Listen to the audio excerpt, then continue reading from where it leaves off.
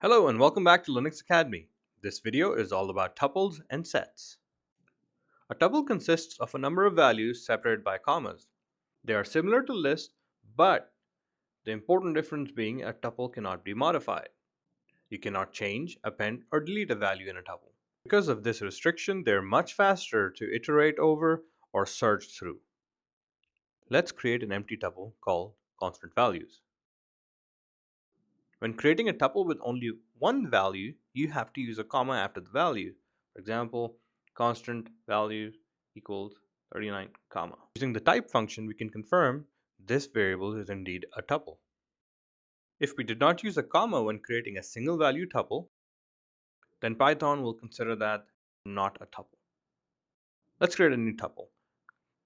Constant vals Jack Arizona 9 Atlanta 9 14 6.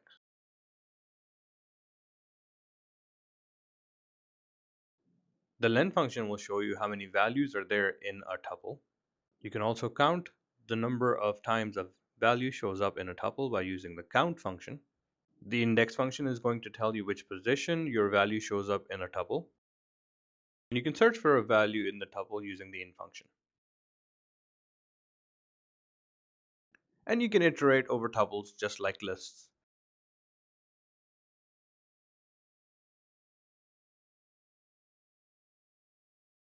Lastly, a tuple can contain other data structures. You can have a tuple with, let's say, an array, a string, a number, etc. Next thing we're going to look at are sets. This is one of the most useful data structures when dealing with data analysis. A set can extract the unique values from a list, which can then be used to do unions, intersections, etc. Let's look at an example that we use here at Linux Academy. I'm going to create a set made of people who have taken the Linux Essential course. Say Linux Essentials equals set and a bunch of people.